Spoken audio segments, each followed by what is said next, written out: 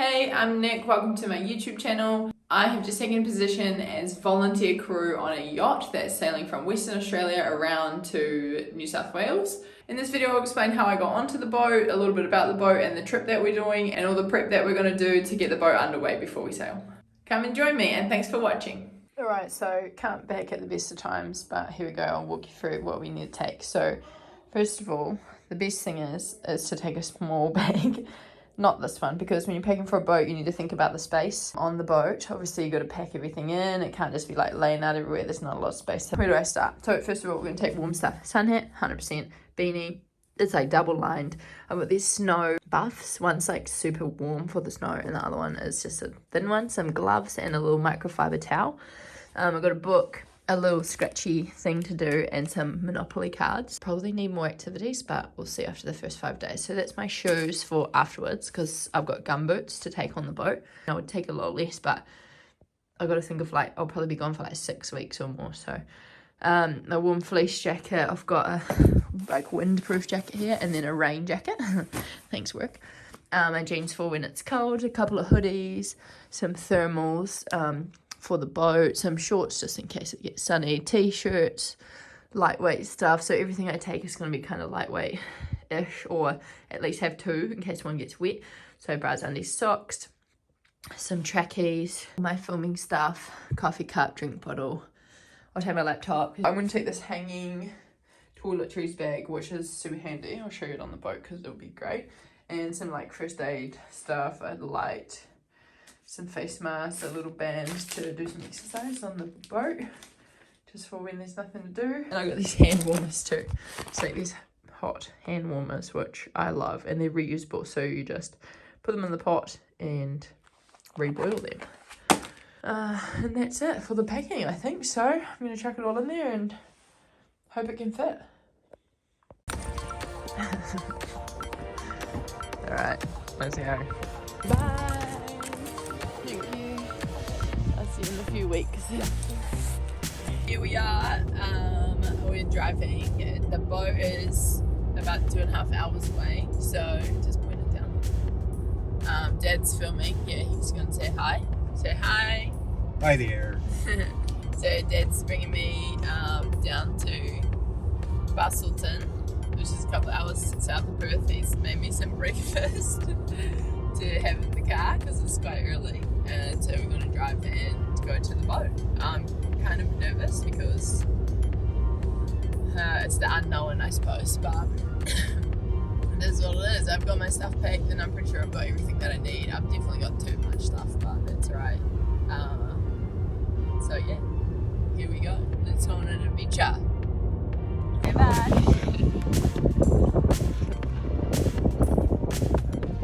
Bye-bye. Alright, and we're out. Grab yourself. I will. See you. I'll talk to you soon. Okay, so here we are. I'm on a boat. This is my new cabin. Look, there's a little bit of water over here. You can see it.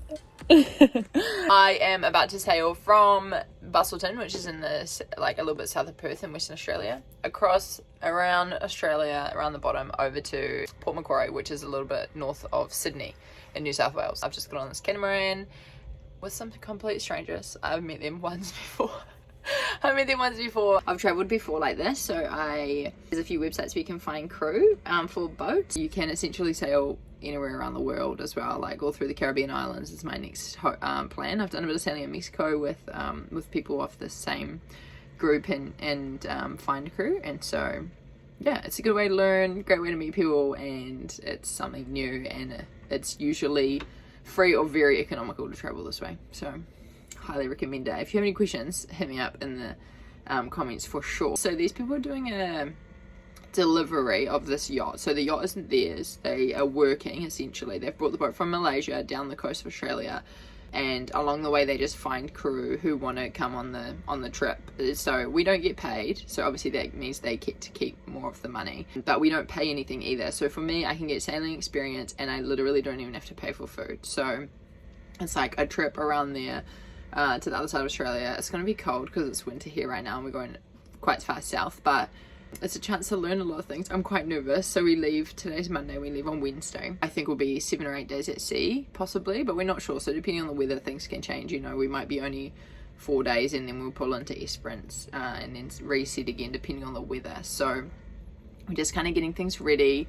I've just come down here with my bag and got all my stuff here, my wet weather gear and everything. So this is my cabin. There's another person who's doing the exact same as me, so just volunteering, and then the couple that are like the captain and first mate essentially, who are running the boat. I'll give you a little boat tour.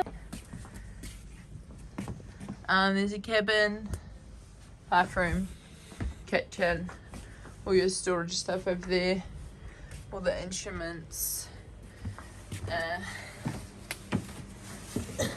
Another cabin up here, a little bit of a leak, so it's trying it all out. Not a good thing, a leak on a boat. The bathroom, little tiny bathroom, and my cabin. It's a mess, but it's pretty big actually. Got a little window under here, and some little windows out here. Not bad. A little roof hatch. Hopefully the weather's not going to be too bad, but I think, yeah, it should be good. Right, so let's go. We are at the supermarket and we're going to get some food for the next month we're planning, but we're probably going to stop on the way, so it won't be like we won't need it for a month, but you never know as well, we might not stop, so we might just only be going, not stopping, and you need to get food. So we plan out some meals, plan out kind of, you have to choose foods that are going to last on a boat as well, so like things like greens and stuff only kind of last like 5 days maybe, and then your fresh veggies, so you want to get tinned stuff to make it last a bit longer, just in case we don't stop anywhere else. So hopefully we can refresh like on the way, but we don't actually know what's going to happen, so it depends on the weather, where we're going to go, and what ports we're going to pull into on the way, but yeah, so we're in here doing some grocery shopping. Let's go. We've borrowed the car of Shelley's mum has, we've borrowed this and to go get the groceries and get everything, and now we're gonna go for like a nice last shower before, well, we just don't know when the next one's gonna be off the boat. So we have a shower, we've got all the groceries, and so we've got the car to run around and do the last kind of things like get gas and things like that. So it's very, very handy because obviously for Shelley and Tony being on the boat all the time, they only have a boat, no car. So other things that you need to think about when you're getting the groceries for the boat is, other than freshness, is how much space you have as well. So obviously the fridge on a boat is fairly small, and there's a freezer on this boat too, but both really quite small. So to plan out the meals and make sure that the food's going to fit in the fridge and freezer for that kind of amount of time is other things that you need to think about. Once we've done all the grocery shopping, then we bring it all onto the boat. These little trolleys are in, you know, most marinas. Then we just unload, unpack everything, and put it all away into its little hidey holes, and that's the food, good to go, and we just top up as we need. Alright, so we got all the groceries done, and now we just fill the water, fresh water, check the gas, get some diesel maybe, and yeah, just kind of get ready to go. It's nice and sunny now, no wind again. Don't know if that's good or not, but okay, so now, my hair, I've been working. So now we're just fueling up. So we're just over here at the fuel jetty, the little fuel thing. But we'll go show you the process. So we come here for the fuel and fill everything up. There's like a bowser, and you've got to come over here and pay so we can have a look. Shelley's got all the money, so she's gonna pay. That's only if I can get the app to work. Oh, what do we need? Download the app. Yeah, What? maybe we'll need to do that on your phone. I can if you want. Yeah, Tap and Go has a limit of 200. What? What's that say? Alright, anyways, maybe we figured it out. 200 at a time. Yeah. I mean, is it 100 litres? Is diesel only $1? $2 a litre. Oh yes, 100 100 litres. Yeah. Is that how much we need? I don't know. So on this boat with the 2 tanks full and all the spare jerry cans that we have, we're taking 580 litres of fuel, which would get us approximately 7 days of motoring. So 7 days straight if something happened. So for instance, the mast came down and we couldn't sail, or there was an emergency, you know, and we had to get back to shore quicker than sailing, depending obviously. But also there could just be no wind. You can predict the forecasts a lot better, but now with all the technology and that, but you just never know. So it's better to just have everything filled up and ready to go, and then just in case, because you can't just pop into the fuel station, you know, when you're out at sea. So we just fill up all the jerry cans and the tanks, put them back on the boat and tied them all off and made sure that they're all secure to sail. So then another thing that we need to do, which we've been checking for the last few days, is check the weather. This is a map of predict wind, so you can put in where you want to go and all your boat specifications, and then it will predict the wind that is being forecast and what is the best route that you can take. It's pretty cool, really. There's a lot of information on this, and they're pretty accurate with all the weather information that you can get now. There's lots of different apps that you can use for all different kinds of things, but this one, so you can see the little boat going across there, that's just predicting, you know, which route's going to be the fastest or the best and where to go. And then that weather's coming in behind us, so we're trying to get to Esperance before that big low comes in behind us, which they're predicting to be quite a big storm that's coming in. Then you're also looking at things like the current, where the current lines run, so if you can get into the current and the wind's going the same way, then it's always good. If the wind's going the other way, though, the waves can stand up pretty high. Obviously the direction of your wind is what you need to know for sailing.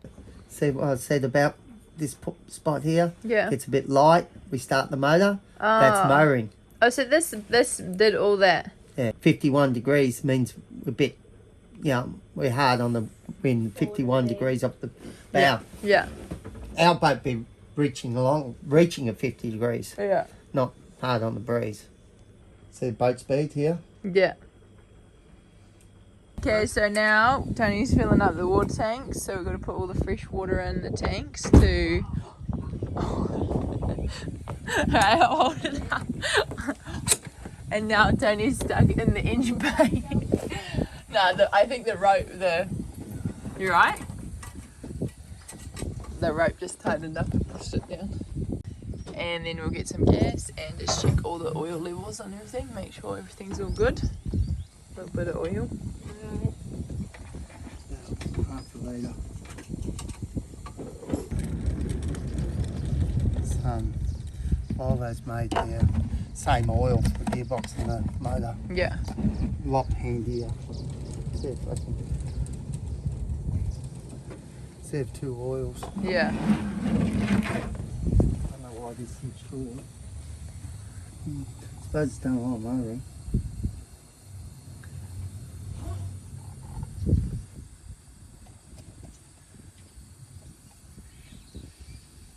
So then we just carry on with any tasks that we need to do. So once we've checked all the oils, fix any other little problems with the boat. So there's a couple of little things that we're going to fix now. Alright, so we're just trying to fix this bid board. It's a bit swollen from the wet. So we'll go see if we can put it in. Just sand a bit off and put it back down here where Charlie is. Still coming out. I'll give you that. And let's hope we got it this time. So we'll just see if it fits in there. And we're just taking some water out of the bilge. Hopefully it's coming from rain. Bit better? Just a little bit at that front corner, eh? Still tight, yeah. Is it? Yeah, the back bit's gone in. Oh, yeah. Yeah, the back bit fits. It's the front. Right? Do you have your finger? Alright, we'll take some more off. And the bilge off now. Yeah, just a little bit on the top. On that one. Alright, I'm back. You're back.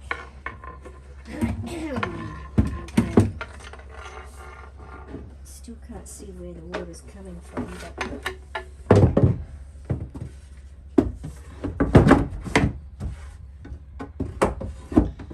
So we've just discovered that there's a leak, possibly from the toilet. somehow, somewhere.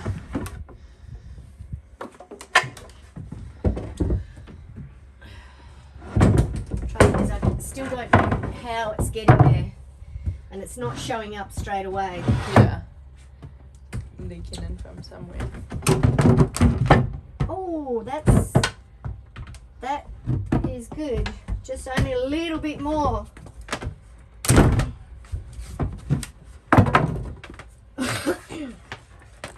Just a touch more and it'll go in Right. easily.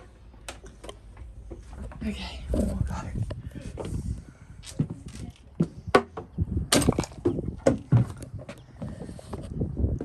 Not much more, but a little bit. A little bit. Alright. Oh, is that the water overflow? Yeah, can you turn the tap off for us, please?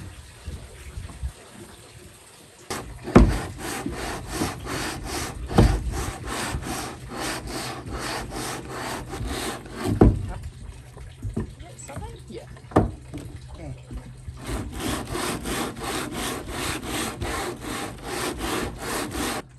Try that, eh? I reckon, yeah. Right, try again. Try again. Definitely something to do with the toilet. Oh yeah? Yeah, Did you just pump it? yeah, and you can hear it overflowing somewhere. Oh. Try check then. Got it? Yeah.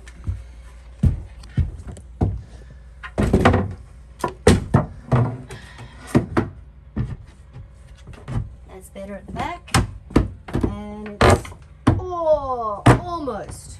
Close. How will it do? Alright, so we're leaving in the morning. We're just in the marina in Bustleton right now.